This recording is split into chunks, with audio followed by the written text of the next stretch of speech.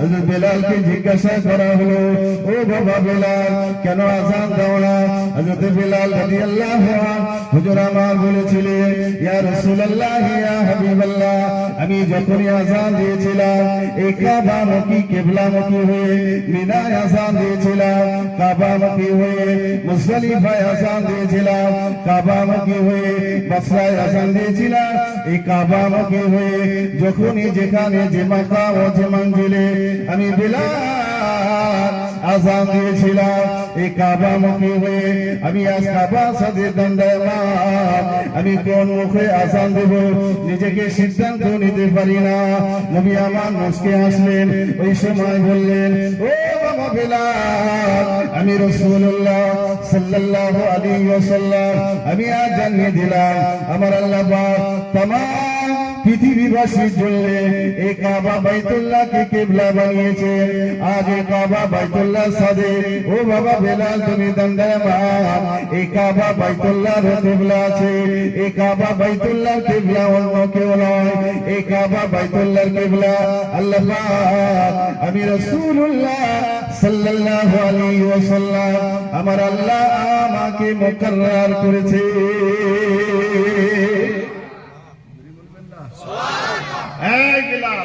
কাবার সাথে দাঁড়িয়ে কাবার কিবলা আমি রাসূলুল্লাহ আমার দিকে মুখ করে আযান দাও। এজন্য নামাজের ক্ষেত্রে নবী ডাকলে কিবলা যদি পরিবর্তন হয়ে যায়, যেহেতু আরেকটা কিবলা অর্থাৎ কাবার কিবলা ডেকেছে, এজন্য নামাজটা ত্রুটি হবে না, নামাজটা খাতরা হবে না, আর নামাজটা ফাসিদ হবে না। জোরে বলেন সুবহানাল্লাহ। तमाम পৃথিবীর মানুষের জন্য, সে পীর সাহেব হোক, হাজি হোক, গাজী হোক, মুমিন হোক, মুসলিম হোক, যে লেভেলেরই মানুষ হোক, আসসালাতু খায়রুম মিনান নাওম, ঘুম অপেক্ষা নামাজ উত্তম। রাসূল সাল্লাল্লাহু আলাইহি ওয়াসাল্লামের ক্ষেত্রে নাওম খায়রুম মিনাস সালাত। কেউ যখন ডাকলেন না, রাসূল হুজরায় গেলেন, আয়েশা সিদ্দিকাকে বলছেন, আয়েশা তুমি তো আমাকে ডাকতে পারতে। আম্মা জান আয়েশা সিদ্দিকা রাদিয়াল্লাহু তাআলা আনহা ওই সময় বললেন, ইয়া রাসূলুল্লাহ, ইয়া হাবিবাল্লাহ, হুজুর আমি আজ এর জন্য আপনাকে ডাকলাম না। কেন ডাকলেন না? আল্লাহ নবী সাল্লাল্লাহু আলাইহি ওয়াসাল্লামকে আম্মা জান হযরত আয়েশা সিদ্দিকা রাদিয়াল্লাহু তাআলা আনহা একটা হাদিসের ইবারত শুনিয়ে দিলেন। কি এমন হাদিসের ইবারত শোনালেন? আম্মা জান আয়েশা সিদ্দিকা রাদিয়াল্লাহু তাআলা আনহা রাসূলকে বললেন, ইয়া রাসূলুল্লাহ, ইয়া হাবিবাল্লাহ, হুজুর আপনি তো বললেন আইনাইনি লা তানামু ওয়া লা ইয়ানামু কলবি। বলে মায়েদের মধ্যে সবথেকে বেশি হাদিস রিওয়ায়াত করেছেন আম্মা জান আয়েশা। রাসূল যখনই বলছেন, আয়েশা তুমি তো আমাকে ডাকতে পারতে, আয়েশা সিদ্দিক এটাই বললেন, হুজুর আমি আপনাকে ডাকবো কি? আইনাইনি লা তানামু, আপনার চক্ষু দয় ঘুমায় না, আর যদিও ঘুমায়, ওয়ালা ইয়ানামু কলবি, আপনার অন্তর জাগ্রত থাকে। একটু জোরে বলেন আল্লাহ। আর অন্তর জাগ্রত থাকে বলে রাসূল ঘুমালেও ওযু ভাঙে না। এটা হলো মাসলা। আপনি আমি যদি ওযু অবস্থায় ঘুমিয়ে যাই, ওযু ভেঙে যাবে। রাসূল ঘুমালে ওযু ভাঙবে না। কেন? তার দলিল হলো, তার প্রমাণ হলো আইনাইনি লা তানামু ওয়া লা ইয়ানামু কলবি, রাসূলের অন্তরটা ঘুমায় না। আসরের ওয়াক্ত যদি, ফজরের ওয়াক্ত যদি ফাউত হয়ে যায়, আপনার অন্তর তো জাগ্রত ছিল। এজন্য আমি আয়েশা সিদ্দিকা আমি আপনাকে ডাকতে পারি না, ডাকা সম্ভব নয়। খুব সহজ কথা, বিষয়টা অত্যন্ত গুরুত্বপূর্ণ। ছোট্ট আরেকটা এই মর্মে বলে দিই, কেন রাসূলের নামাজ অপেক্ষা ঘুম উত্তম?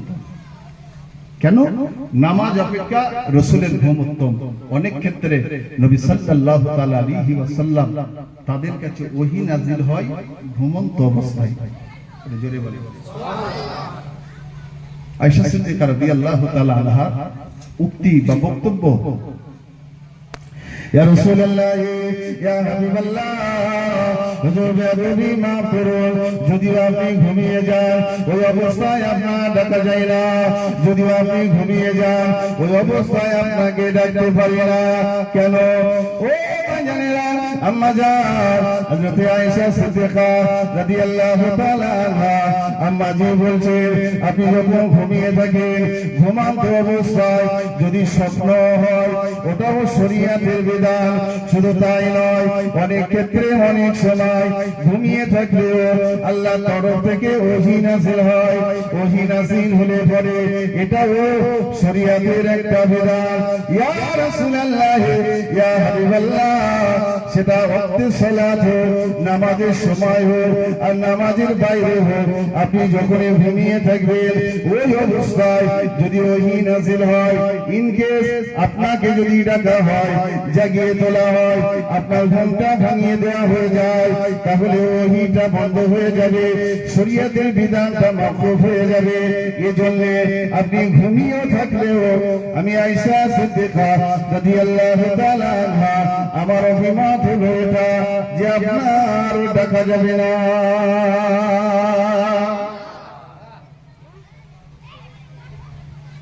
ওই সময় যদি ওহী নাযিল হয় এটা আমাদের জন্য বিরাট একটা খাতরা হয়ে যায় পৃথিবীর এমন কিছু নেই যে যার সঙ্গে আমার নবীর দৃষ্টান্ত দেওয়া যায় আল্লাহ সম্মানের পরে আর যত সম্মান আছে সব সম্মান দাঁড়িপাল্লার একদিকে রাখবেন শুধু রাসূলের সম্মানটা আরেক দিকে রাখবেন কাবা বাইতুল্লাহ বলুন বীর জমজম বলুন লাউহে মাহফুজ বলুন সিদরাতুল মুনতাহা বলুন বাইতুল মামুর বলুন সব দিকটা হালকা হয়ে আমার রাসূলের সম্মানের দিকটা আল্লাহ ভারী করে দেবে ফিরে বলতো আর সেই নবী আমাদের মতো না না আম্মা জান আয়েশা সিদ্দিকা রাদিয়াল্লাহু তাআলা আনহা একদা এক সময় কি বললেন ইয়া রাসূলুল্লাহ ইয়া হাবিবাল্লাহ হুজুর আপনি বেয়াদবি মাফ করুন আমি আয়েশা সিদ্দিকা রাদিয়াল্লাহু তাআলা আনহা অনেক সময় আপনার মানুষের মতো দেখি অর্থাৎ মানুষের মতো মনে হয় ইয়া রাসূলুল্লাহ ইয়া হাবিবাল্লাহ আমি আয়েশা সিদ্দিকা রাদিয়াল্লাহু তাআলা আনহা আবার আমার অনেক সময় আপনার মানুষের মতো মনে হয় না আম্মা জান হযরত আয়েশা সিদ্দিকা রাদিয়াল্লাহু তাআলা আনহা আমার নবীকে সামনে রেখে আম্মা জি আয়েশা বললেন ইয়া রাসূলুল্লাহ ইয়া হাবিবাল্লাহ মা শানুকা ইয়া রাসূলুল্লাহ হুজুর আমি আপনাকে মানুষের মতো কখনো দেখি আবার কখনো মানুষের মতো দেখি না প্রকৃত আপনার হাকিকতটা কি আপনার শানটা কি ভাই নবীর সূরত কয় প্রকার ছিল জানা আছে নবীর সূরত ছিল তিন প্রকার একটা হলো সূরতে বাশারী মানুষের মতো আরেকটা সূরত হলো সূরতে মালাকি ফারিস্তার মতো আরেকটা নবীর সূরত ছিল সূরতে হাকিকি হযরত আবু বকরকে বলেছিলেন ইয়া আবু বকর লাম ইয়ারিফুনি হাকিকাতু গায়রা রাব্বি একবার জোরে বলবেন না রাসূলের সূরত তিন প্রকার মানুষের মতো ফারিস্তার মতো দুরূদ শরীফ আল্লাহুম্মা সাল্লি আলা সাইয়্যিদিনা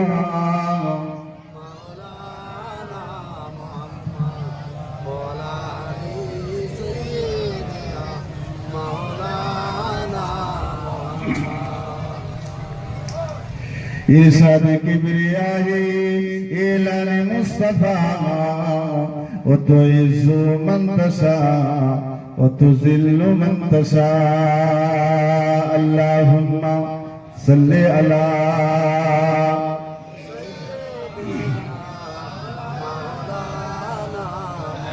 व अला आलि सय्यिदिना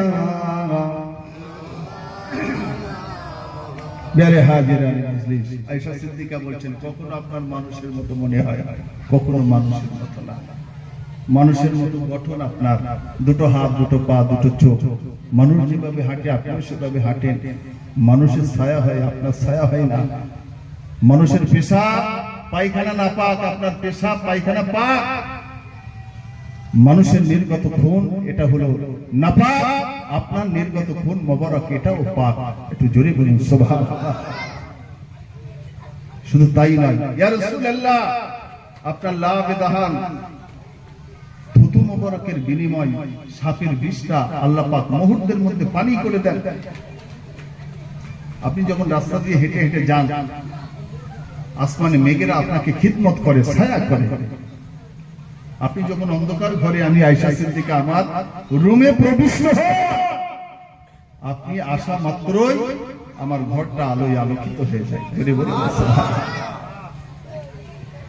ইয়া রাসূলুল্লাহ, ইয়া হাবিবাল্লাহ, আমি আম্মা জান আয়েশা সিদ্দিকা রাদিয়াল্লাহু তাআলা আনহা, আমি আপনার কখনো মানুষের মতো দেখি আর কখনো মানুষের মতো মনে হয় না।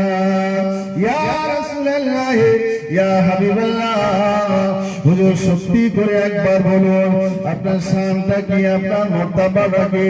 আল্লাহ নবী সাল্লাল্লাহু আলাইহি ওয়াসাল্লাম ওই সময় আম্মা জান আয়েশা সিদ্দিকা রাদিয়াল্লাহু তাআলা আনহাকে বললেন, ও নবী আয়েশা সিদ্দিকা রাদিয়াল্লাহু তাআলা আনহা, তুমি এটা দেখবে না শুনবে?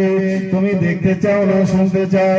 আমাদের আম্মা জান হযরত আয়েশা সিদ্দিকা রাদিয়াল্লাহু তাআলা আনহা ওই সময় বললেন, ইয়া রাসূলুল্লাহ, ইয়া হাবিবাল্লাহ, হুজুর আপনি আমায় যদি দেখান শুনবার আর প্রয়োজন নাই। আপনি যদি আমাকে দেখান শোনার থেকে আরো বেশি মজা পাবো, আনন্দ পাবো। রাসূল সাল্লাল্লাহু আলাইহি ওয়াসাল্লাম ওই সময় আম্মা জান আয়েশা সিদ্দিকা রাদিয়াল্লাহু তাআলা আনহা আম্মাজির হাতেতে একটা রুমাল দিলেন। রুমাল, ও বিবি আয়েশা সিদ্দিকা রাদিয়াল্লাহু তাআলা আনহা, এই চাদর অথবা রুমালটা নাও। আম্মাজি বললেন, ও ভাইজানেরা, আমাদের আম্মা জান হযরত আয়েশা সিদ্দিকা আমাদের আম্মাজি চাদর অথবা রুমালটা নিলেন। নবী সাল্লাল্লাহু আলাইহি ওয়াসাল্লাম ওই সময় বলতে লাগলেন, ও বিবি আয়েশা, চাদরের দুটো মুখ ধরো। আম্মাজি ধরলেন।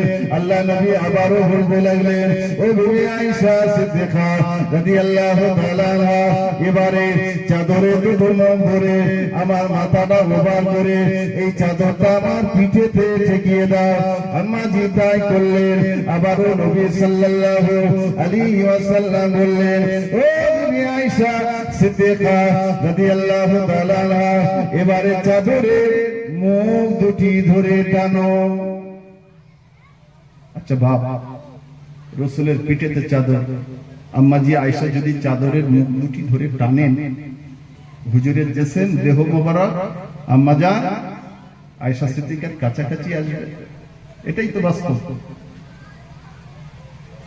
রাসূল বললেন, রাসূল সাল্লাল্লাহু আলাইহি ওয়াসাল্লাম যেমন বলেন চাদরের মুখ দুটি ধরে টানবে। তাফসীরে খাজিন বলে একটি কিতাব, কিতাবের পঞ্চম খণ্ডে আছে। আম্মা জান আয়েশা সিদ্দিকা রাদিয়াল্লাহু তাআলা আনহা এবারে কি করলেন? দুটি মুখ ধরে আম্মা জান হুজুর আমার, আম্মা জান হুজুর আমার, নবী সাল্লাল্লাহু আলাইহি ওয়াসাল্লাম হুজুরের পিঠেতে ঠেকিয়ে চাদরের মুখ দুটি ধরে টানলেন।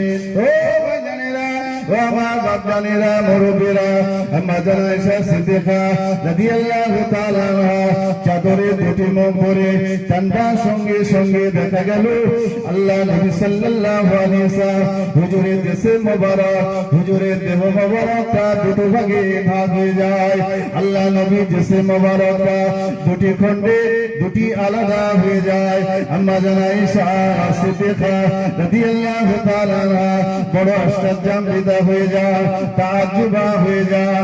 শুধু আশ্চর্যান্বিত নয়, আম্মা জান আয়েশা সিদ্দিকা রাদিয়াল্লাহু তাআলা আনহা বড় কি আশ্চর্যমা হয়ে যায়। আল্লাহ নবীর জিসম মোবারক দুটো ভাগে ভাগ হয়ে যায়। এমনি করে পিঠের উপরের অংশটা আলাদা হয়ে যায়, এর নিচের অংশটা আলাদা হয়ে যায়। আম্মা জান হযরত আয়েশা সিদ্দিকা রাদিয়াল্লাহু তাআলা আনহা আবার বলতে লাগলেন, যখনই চাদর অথবা রুমাল মোবারকটা আমি আয়েশা সিদ্দিকা আমার শরীরে লেগে যায়, আমি তৎক্ষণাৎ দেখলাম নবী সাল্লাল্লাহু আলাইহি ওয়াসাল্লাম ঠিক যেমনই ছিলেন তেমনই রয়ে যায়। আর একটু জান খুলে বলে নবীর দেহ জেসে শরীর মোবারক দুটো ভাগে ভাগ। আপনারা আমাদের ক্ষেত্রে বাস্তবিক বা বাস্তব এটা টানলে একটা প্রতিবন্ধকতা সৃষ্টি হবে, বাধা সৃষ্টি হবে, সব সমেত চলে আসবে। কিন্তু রসুলের ক্ষেত্রে এটা ভেদ করে চলে আসলো, ভেদ করে। রসুল সাল্লাল্লাহু আলাইহি ওয়াসাল্লাম আয়েশা সিদ্দিকাকে জিজ্ঞাসা করলেন, আয়েশা কিছু বুঝতে পারলে? আম্মা জান আয়েশা সিদ্দিকা রাদিয়াল্লাহু তাআলা আনহা তৎক্ষণাৎ বলতে লাগলেন, ইয়া রাসূলুল্লাহ, ইয়া হাবিবাল্লাহ, আমি বুঝে গেলাম রাসূল সাল্লাল্লাহু আলাইহি ওয়াসাল্লাম হুজুর সময় বলতে লাগলেন এটা হলো নূরের একটা মিসাল। কেননা রাসূল সাল্লাল্লাহু আলাইহি ওয়াসাল্লাম হুজুরের এক সূরা ছিল বাসিয়াত, অর্থাৎ মানুষের মতো। নবী সাল্লাল্লাহু আলাইহি ওয়াসাল্লাম হুজুরের আরেকটা সূরা ছিল মালকিয়া, মালাকা, ফারিস্তার মতো। আমার রাসূলের আরেকটা সূরা ছিল যে সূরাটার নাম হলো হাকিকাত। ও বাঙানেরা, আমার নবীর হাকিকাত পৃথিবীর মানুষ জানে না, কোন ফারিস্তা জানে না, কোন নবী আলাইহিস সালাম জানেন না, আমরাও কেউ জানি না। কে জানেন? একমাত্র আমার আল্লাহ ছাড়া আমার নবীর বাস্তবতা, আমার নবীর হাকিকাত আর কেউ জানেন না। জোরে বলে, জান খুলে বলে। যে কটাই কথা বলছে আমার নবীর কথা, নবীর আজমাত, নবীর শান, নবীর মর্যাদা, নবীর গুণগত মান, নবীর বৈশিষ্ট্য, নবী কেন্দ্রিক আর যা কিছু আলোচনা আছে জীবনে বলে শেষ করা সম্ভব না। এই জন্য আমি একেবারে আমার আলোচনার শেষ লগ্নে বলছি, আর যেহেতু নবী দিবস, নবীর সুন্নাত গুলোকে গুরুত্ব দেওয়া, নবীর জীবন আদর্শের উপর আমাদের ফলো রাখা, নবীকে অনুসরণ করা। ভাবতে বললেন নবীর ইতাআত আল্লাহর ইতাআত, নবীর মহব্বত আল্লাহর মহব্বত, নবীর খুশি আমার আল্লাহর খুশি, নবীর মাগফিরাতও আমার আল্লাহ পাক মাগফিরাতে শামিল করেছেন। জোরে বলুন সুবহানাল্লাহ। একমাত্র নবীকে কেন্দ্র করে আমার আল্লাহ বলেছেন নবীকে ইতাআত করো, আমার ইতাআত হবে, নবীকে অনুসরণ করো, আমার অনুসরণ হবে। নবী যদি খুশি হয়ে যায়, আমি আল্লাহ বলছি আমি খুশি হয়ে যাব। সম্পর্ক যদি রাসূলের সঙ্গে হয়, আমি আল্লাহ পাক বলছি ওই সম্পর্কটা আমার সঙ্গে হয়ে যায়। যদি বলেন সুবহানাল্লাহ। এইজন্য সুন্নাতকে গুরুত্ব দেওয়া। সুন্নাত আর ফরজ পার্থক্য কি? একটা আল্লাহর আর একটা নবীর। ফরজটা হলো কার আর সুন্নাতটা নবী। অনেক সময় আমরা ফরজকে গুরুত্ব দেই, সুন্নাতকে গুরুত্ব দিই না। চার ইমামের এক ইমাম, ইমাম আহমদ বিন হাম্বল হুজুর একটা ফতোয়া দিলেন। এই ফতোয়াটা বলি আলোচনা শেষ করো। আমার 9:30 পর্যন্ত সময় ছিল। আমার রহমতুল্লাহ ভাই এসেছেন, উনিও কিছু আলোচনা করবেন। চার ইমামের এক ইমাম, ইমাম আহমদ বিন হাম্বল হুজুর ফতোয়া দিলেন। কি ফতোয়া? রাসূলের সুন্নাত গুলো পালন করা সুন্নাত নয়, রাসূলের সুন্নাত গুলো পালন করা হলো ফরজ। একটু জোরে বলবেন না সুবহানাল্লাহ। আরে রাসূলের সুন্নাত পালন করা ফরজ। আমার ভাইয়েরা, চার ইমামের এক ইমাম হযরত ইমাম আহমদ বিন হাম্বল রাহমাতুল্লাহ আলাইহি হুজুর আমার যখনই ফতোয়া দিলেন, ও ভাইয়েরা, ও আমার বাবারা, কি ফতোয়া দিলেন না? ফতোয়াটা হলো রাসূলের সুন্নাত গুলো পালন করা, রাসূলের সুন্নাত গুলো আদায় করা, এগুলি হলো ফরজ। হুজুর আমার যখনই ফতোয়া দিলেন, ফতোয়া দেওয়ার সঙ্গে সঙ্গে তদানীন্তনকালের আলিম ওলামারা, মুফতি সাহেবান গণেরা, বিদ্বান গণেরা, বড় বড় শিক্ষিত মানুষেরা, এরা মানে না, মানতে চান না, এরা মানে না, মানতে চান না। এরা সকলে বলতে লাগলেন, ও সমাজের মানুষেরা, চার ইমামের এক ইমাম হযরত ইমাম আহমদ বিন হাম্বল উনি যে ফতোয়া দেবেন ওই ফতোয়া মানতেই হবে, এটা শরীয়তের বিধান নয়। উনি যে সুন্নাতকে ফরজ বলেছেন এটা আমরা মানি না, মানব না।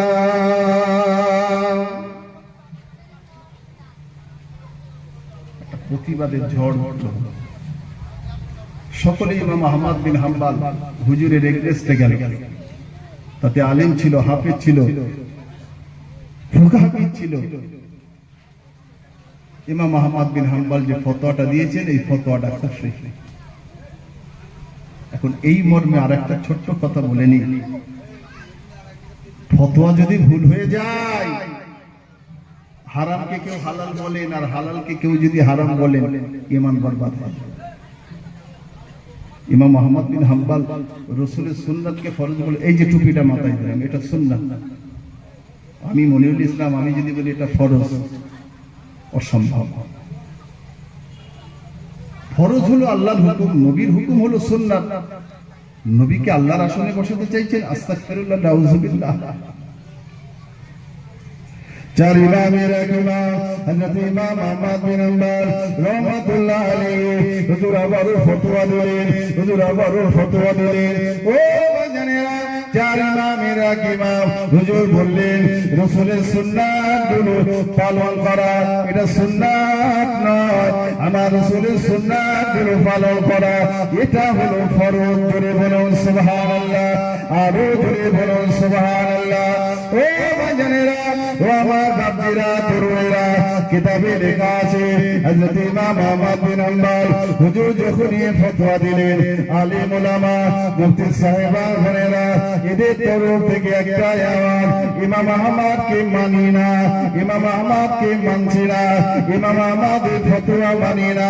কেননা ইমাম আহমদ বিন হাম্বল হুজুরের ফতোয়াটা যদি মানি এটা শিরকিয়াত হয়ে যাবে, এটা কুফরি হয়ে যাবে। ও জানেরা, কোন একজন ইমাম আহমদ বিন হাম্বল রাহমাতুল্লাহ আলাইহি হুজুরের কাছে আসলেন, হুজুরকে সালাম দিলেন। সালামের জবাব আগমনের কারণটাকে সব বিস্তারে আলোচনা হলো। হুজুর বেয়াদবি নেবেন না, আপনি যে ফতোয়া দিলেন এ ফতোয়া মানে না, মানতে চাই না, মানা তো দূরের কথা, এরা সকলে আপনার বহিষ্কার করলো। ও জানেরা, আল্লাহর ওলি চার ইমামের এক ইমাম ইমাম আহমদ বিন হাম্বল হুজুর আবারও জিজ্ঞাসা করলেন, কি এমন আমার ফতোয়া যে ফতোয়ায় ওরা আমার বিরুদ্ধচারণ করে? ও জানেরা, চার ইমামের এক ইমাম ইমাম আহমদ বিন হাম্বল হুজুর জানতে পারলেন রাসূলের সুন্নাতগুলো সুন্নাত নয়, বরং রাসূলের সুন্নাতগুলো পালন করা এটা হলো ফরজ। জোরে বলুন সুবহান। হুজুর বলছেন আমি তো খুব ভুল কথা বলিনি, খুব ভুল কথা বলিনি। আর আলেম ওলামার তরফ থেকে স্পষ্ট বলা হলো হুজুরের এই ফতোয়াটা মানছি না। অনেক আলোচনা করার পর ইমাম আহমদ বিন হাম্বল রাহমাতুল্লাহ আলাইহি বলছেন কি জানেন, হুজুর বলছেন, যাই আলেম ওলামারা, মুফতি সাহেবান গণেরা, তোমরা যে আমার বিরুদ্ধচারণ করছো, বিরোধিতা করছো, এক জায়গায় বসো, আলোচনা হোক, আলোচনা করে এক জায়গায় বসে একটা মাশওয়ারা করলে তো এর সমাধান হয়ে যাবে। তা ঠিক। তবে ইমাম আহমদ বিন হাম্বল উনি যদি কোরআন এবং হাদিসের দলিল না দিতে পারে, ইমাম আহমদ বিন হাম্বল হুজুরের গর্দানটা উড়িয়ে দেব। ইমাম আহমদ বিন হাম্বল ইনিও হাবিজাবি নন। কিতাবে লেখা আছে ইমাম আহমদ বিন হাম্বল হুজুর 9 লক্ষ অথবা 12 লক্ষ হাদিসের হাফেজ ছিলেন। জোরে বলবেন না? 12 লক্ষ হাদিসের হাফেজ। আলেম ওলামাকে ডাকলেন, এক জায়গায় হলো, এক জায়গায় বসলো। আলেম ওলামাদের তরফ থেকে ইমাম আহমদ বিন হাম্বল হুজুরকে জানানো হলো, কি হুজুর আপনি সুন্নাতগুলোকে ফরজ বলেছেন। বলে আমি যে ফতোয়াটা দিলাম, ফতোয়ার সপক্ষে আমি যদি কোরআনের দলিল দিই তাহলে তোমরা কি অস্বীকার করবে? সকল আলেম ওলামা এনারা বলতে লাগলেন, হুজুর আপনি যদি আপনার ফতোয়ার পক্ষে কোরআনের দলিল দেন তাহলে আমাদের আর কোনো বক্তব্য থাকবে না, আর আপনার এই ফতোয়ার এগেইনস্টে আমাদের আর কোনো মন্তব্যই থাকবে না। এক জায়গায় বসা। ফরজ কাকে বলে? না আল্লাহ যেটা আদেশ করেছেন এটাই ফরজ। সুন্নত কাকে বলে? না সুন্নত হলো নবী যেটা বলেছেন আদেশ করেছেন এটাই সুন্নাত। বলে আমার ফতোয়া তো ভুল নেই, একটু জোরে বলেন না সুবহানাল্লাহ। আমার ফতোয়া তো ভুল নেই। আমি কি বলেছি? না আমি বলেছি রাসূলের সুন্নাতগুলো পালন করা ফরজ। চার ইমামের এক ইমাম হযরত ইমাম আহমদ বিন হাম্বল রাহমাতুল্লাহ আলাইহি হুজুর আমার ওই সময় বলতে লাগলেন, ও আলেম উলামারা মুফতি সাহেবানরা শোনো, শুনে রেখে দাও, আমি চার ইমামের এক ইমাম আহমদ বিন হাম্বল রাহমাতুল্লাহ আলাইহি জানিয়ে দিলাম, আমি যে ভুল ফতোয়া দেই না, আমি ভুল তত্ত্ব, আমি ভুল ফতোয়া দেই না, এই আমার ফতোয়ার পক্ষে কোরআনের দলিল আছে। আলেম উলামাদের বসালেন, মুফতি সাহেবানদেরকে বসালেন, চার ইমামের এক ইমাম হযরত ইমাম আহমদ বিন হাম্বল রাহমাতুল্লাহ আলাইহি এই সময় কোরআন শরীফের একটা আয়াতের অংশ তেলাওয়াত করলেন। ও ভাইজানেরা, চার ইমামের এক ইমাম কোরআনের যে অংশটা তেলাওয়াত করলেন, মা আতাকুমুর রাসূলু ফাখুযুহু ওয়া মা নাহাকুম আনহু ফান্তাহু। আরো জোরে বলুন সুবহান, আরো জোরে বলুন সুবহান। এই আলেম উলামা, মুফতি সাহেবান, বিদ্বানগণেরা, আমি রাসূলের সুন্নাতকে ফরজ বলেছি, পালন করা ফরজ বলেছি। তোমরা কোরআনের দলিল চাইছো, আমি দলিল দিচ্ছি। এই আয়াত অংশে, আয়াতে আমার আল্লাহ কি বললেন? আমার আল্লাহ পাক স্পষ্ট করে বললেন, আমার আল্লাহ পাক জানিয়ে দিলেন, ও জানেরা, আমার আল্লাহ পাক স্পষ্ট করলেন, স্পষ্ট ভাবে জানিয়ে দিলেন, আয় আমার বান্দা বান্দিরা, ও আমার বান্দা বান্দিরা, মা আতাকুমুর রাসূল ফাখুযুহু ওয়া মা নাহাকুম আনহু ফান্তাহু। আমি আমার রাসূলকে তোমাদের কাছে প্রেরণ করলাম, আমি আমার নবীকে তোমাদের কাছে প্রেরণ করলাম। ও জানেরা, আমার আল্লাহ তিনি স্পষ্ট করে বলে দিলেন, ওয়াদা দিলেন, আমার আল্লাহ হুকুম করলেন, আমার নবীকে তোমাদের কাছে দিলাম, তোমাদের কাছে পাঠালাম। নবী যেটা আদেশ করলেন, নবী যেটা হুকুম করলেন, সেটা তোমরা মেনে নাও, সেটা তোমরা গ্রহণ করো। এরপর পর আবার আল্লাহ পাক বললেন, ওয়া নাহাকুম আনহু ফান্তাহু। আবার রাসূল তোমাদের যেটা নিষেধ করলেন, তোমাদের যেটা মানা করলেন, তার থেকে দূরে থাকো। অর্থাৎ নবী সাল্লাল্লাহু আলাইহি ওয়াসাল্লাম হুজুরকে কেন্দ্র করে আমার আল্লাহ স্পষ্ট করলেন, আমার আল্লাহ স্পষ্ট ভাবে জানিয়ে দিলেন, ও দুনিয়ার বান্দা বান্দীরা, আমার নবীকে তোমাদের কাছে পাঠালাম, নবীর আদেশটা তোমরা মেনে নাও, আর নবীর নিষেধ থেকে তোমরা দূরে থাকো। নবীর আদেশ মানবার কথা আর নবীর নিষেধ থেকে দূরে থাকবার কথা। এই আদেশটা কার? না, এই আদেশটা আল্লাহর।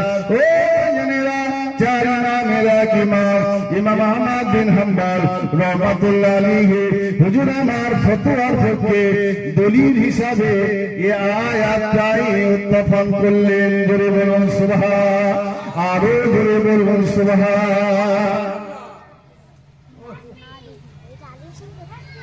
রাসূলের আদেশ, নিষেধ আর সমর্থন এটা সুন্নাত, আমি এটাও স্বীকার করব না, কিন্তু এর পাশাপাশি এটা তোমাদের মেনে নিতে হবে রাসূলের এই সুন্নাতগুলো মান্যতার পক্ষে, রাসূলের এই সুন্নাতগুলো পালন করবার পক্ষে আদেশটা আল্লাহ না আদেশটা নবীর।